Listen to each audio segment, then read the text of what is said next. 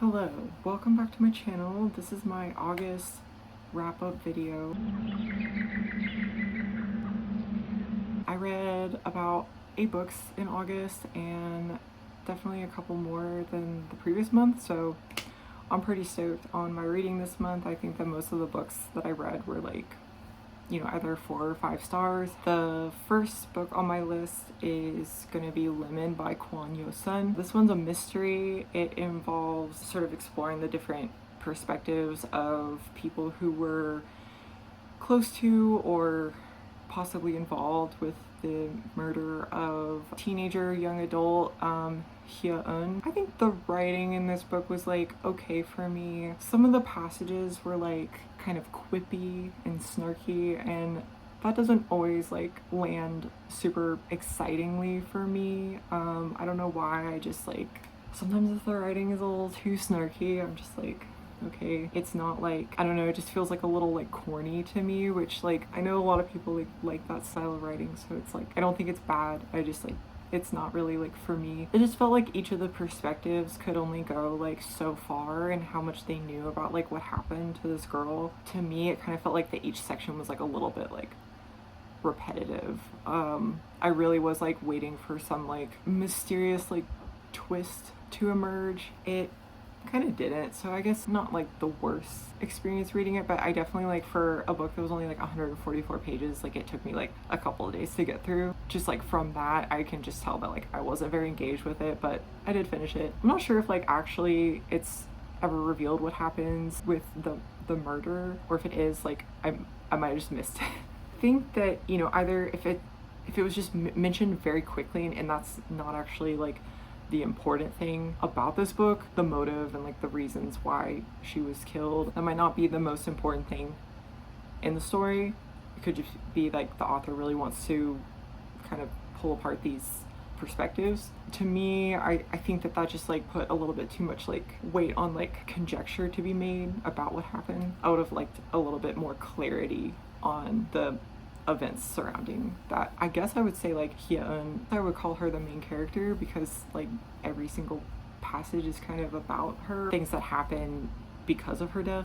I didn't really have a favorite part of the book. I don't know if I'll read other books by this author. I guess it's just a little bit of a lemon for me. And then the next one, I actually have a copy of it. It's kind of dropped everything. The second book is going to be All the World Beside by Garrard Conley, or Gerard. It's probably Gerard Conley. This one was such an interesting premise. It's a historical fiction with a queer romance in it. The book is about a queer romance in puritanical English colonies in the 1700s in the east coast of the North American continent. It's not entirely clear exactly where, because I think that the town that is established by one of the main characters, Nathaniel Whitfield. This book is really ambitious with the amount of characters that it aims to develop and follow, and just give everything that is due to these people involved adjacently to the lives of the two main characters, Nathaniel Whitfield and Arthur Lyman. I think that this, it's also ambitious in another sense, of that it goes really far to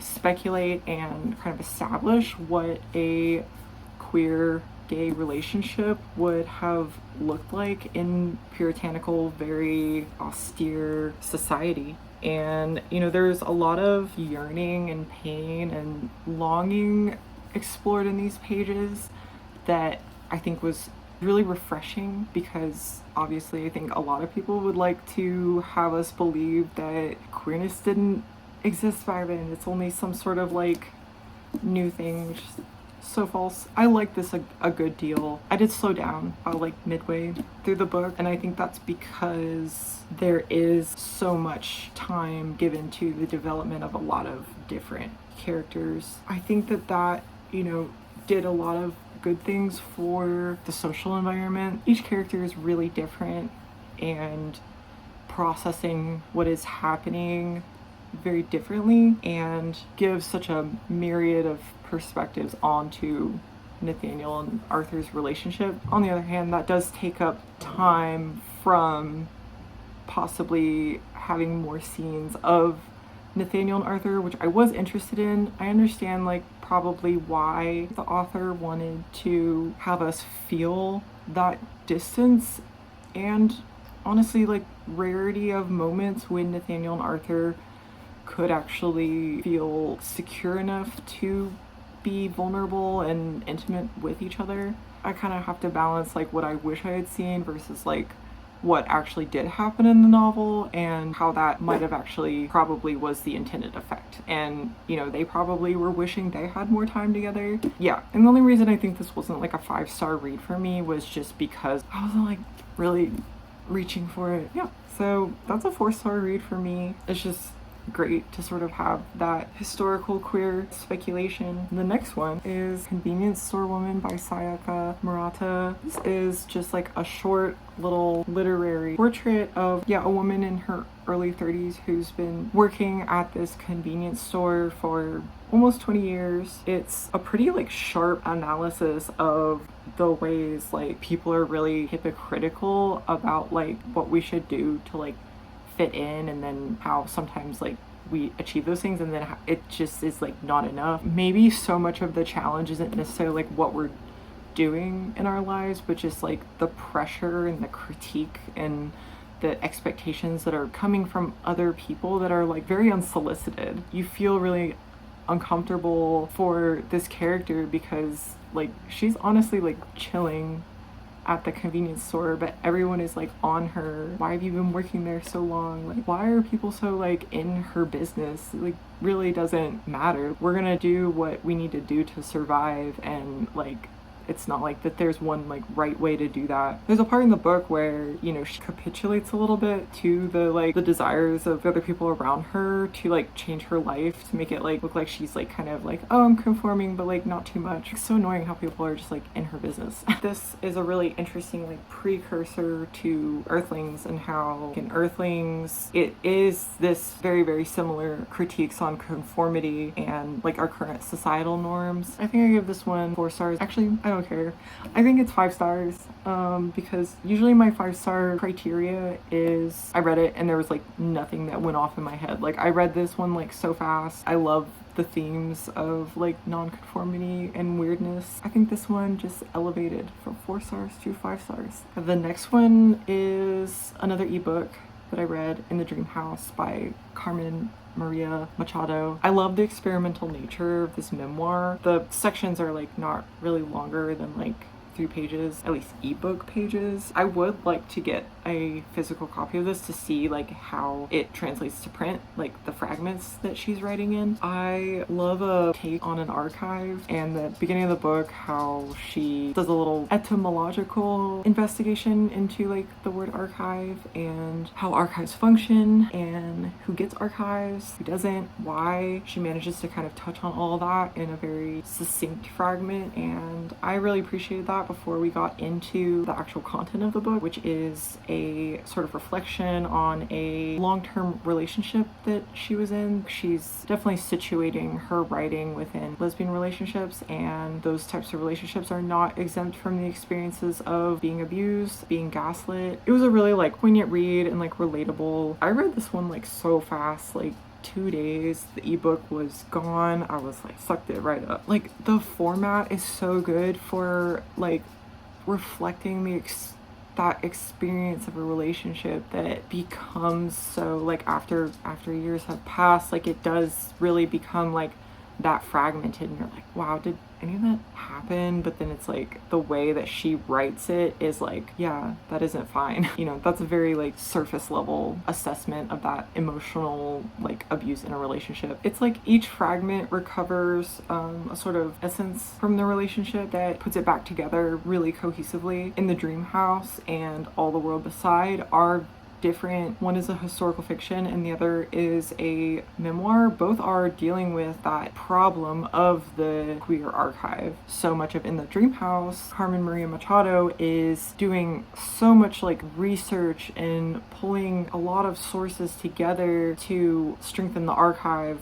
around this topic of abuse in queer relationships. All the World Beside is not investigating that, but it's investigating the absence of like many examples of queer relationships in recent past. The amount of research that went into this it really shows, and this book and then All the World Beside are doing a lot of work to reconstruct as best we can a queer archive. And The Dream House was easy, 5 stars for me. Definitely kind of an essential queer memoir. The next one I read was a continuation from, I didn't finish it last month, but I finished it this month. It's going to be Thin Skin by Jenn Shapland. And this is a couple of reflective personal essays, and each essay explores sort of a different facet of how capitalism is touching and influencing Jenn Shapland's life and her like family's lives of people in her community. I think that these essays are very,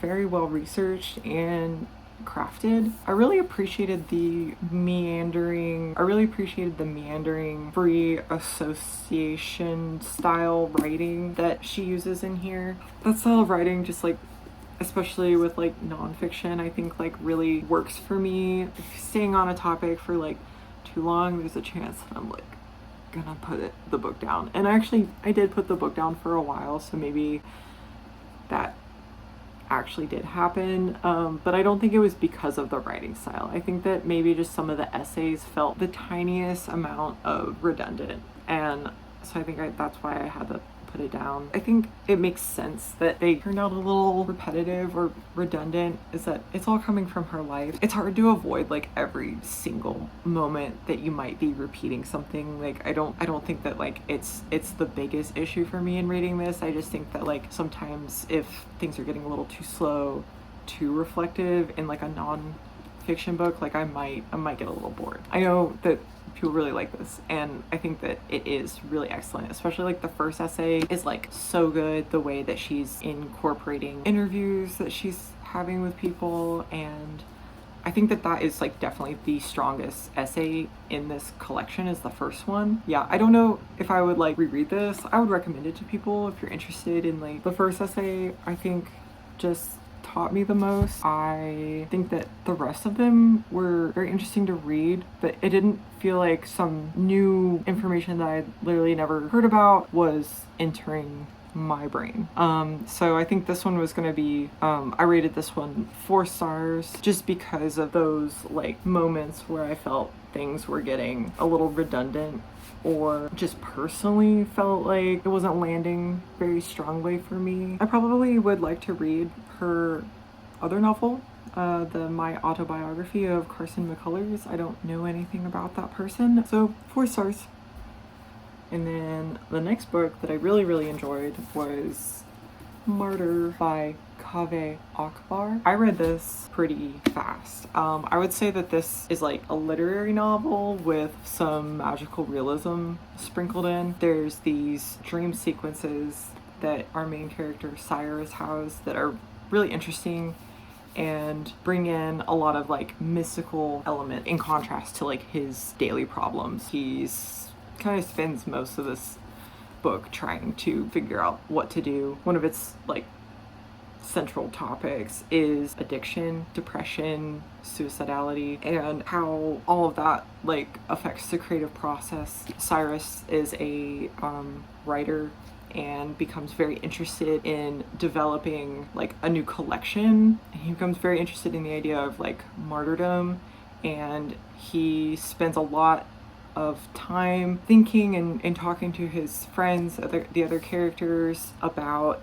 like how he can get his life to mean something if his death means something. There's some really excellent depictions and explorations of queerness in both Iran and in the United States, where Cyrus and his father immigrate to after tragedy befalls the two of them. It explores the Iranian immigrant experience, at least for this family, tenderly and with so much depth. There's so much like back and forth between like Cyrus's childhood and what's going on with him in his adult life. I think this is where like perhaps All the World Beside and Martyr, where they're similar in that there are a lot of like side characters. It feels very much like we're in their communities. I feel like Martyr rises a little bit higher. Even if we have times away from Cyrus, like we come back to Cyrus and it's so much more enriched by the time we spend away.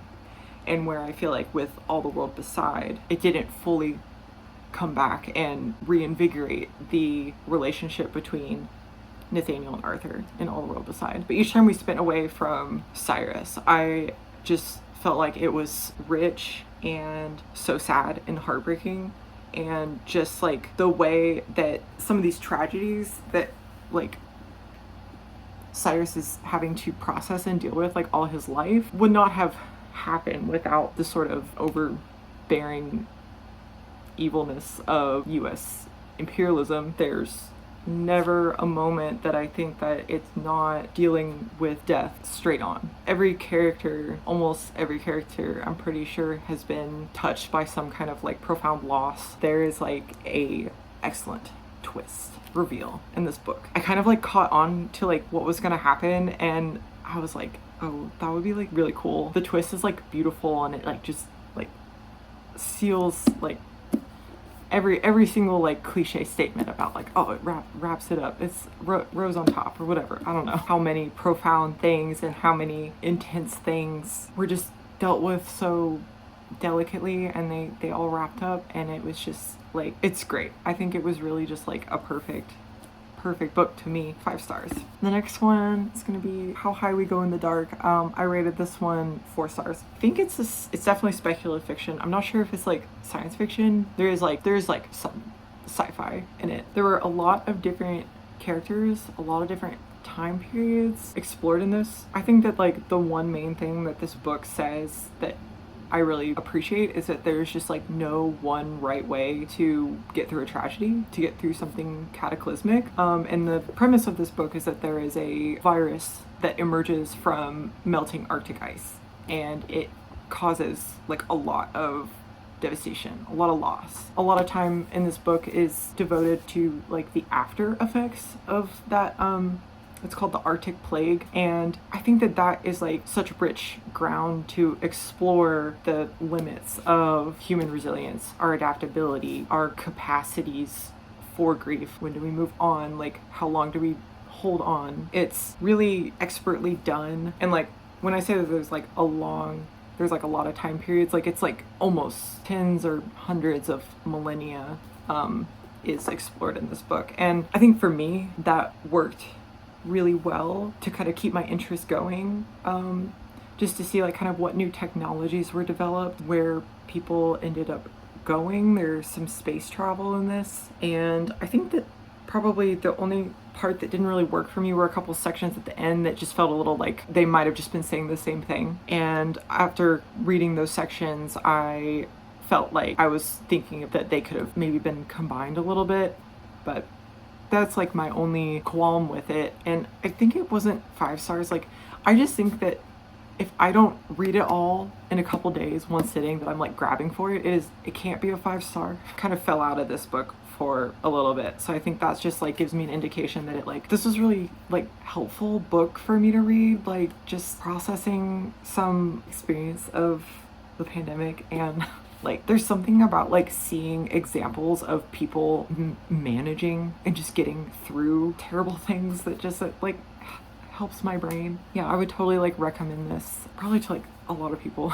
There are some pretty challenging things about like when would these things ever be okay. Like probably for a lot of us, like in this current like day and age, like we just be like, no, like what, like that, we should never do that. But I think that's where this book like challenges how like tragedies can change like our thresholds for what is acceptable and what's not. Yeah, I haven't read anything else by him. It's not really a priority, but this one definitely was on my list for a long time, and I'm very, very glad to have read it. And here we have the last book. I have been wanting to read this for a long time. War of the Foxes by Richard Siken. Crush was probably like one of my favorite, not just poetry collections, but book in general. It's definitely a top 5. I've read it like so many times. Books don't usually make me cry, but like those poems just, they get the tears rolling. And I think that might have just gave me a little too much like expectations for this one. And this one is honestly like, it's a good collection. Like it's really, really solid. And I just think that what it was assessing is maybe a little bit like diverging from the themes I'm interested in, like my poetry, to be exploring. Like I definitely am drawn to like poems that are talking about like love and loss and romance and like a lot of the more complicated sides, like not just like the fluffy like, oh, I love you. Like this one was like a lot about like images and like paintings and how things appear in the world, like just basic sort of representation and just like seeing things how we know them. There was like a little bit more succinctness in these poems, and some of them ended like the way they would end. I was like, sometimes I was like into it, sometimes I wasn't. I don't think that like really made the poems feel bad. I just think that I know that this one is not coming out ahead of Crush, which is like so unfair. It's like Crush is Crush, this one is this one. I think I will just have to reread it, but right now it's standing at a 4 stars. I think one of my favorite poems was like towards the end. It's called Turpentine, and I think it's like from the perspective of the canvas that's being painted on. I'll read it since I don't have too much more to say about this book, just to kind of balance with the rest of the books that I read this month. Turpentine. It is too heavy, says the canvas. You lack restraint. I was sleeping in whiteness, drifts of snow, and you woke me and told me your dream, my blank face upturned, listening. You came to me while we were sleeping. We were both sleeping, and you asked me to hold this for you. I am holding this for you. I think you can see like how there's a little bit of the repetition. There's short lines. I think that this one is 4 stars. I'll reread it eventually. That's it. Thanks for watching. See you in the next one. Bye.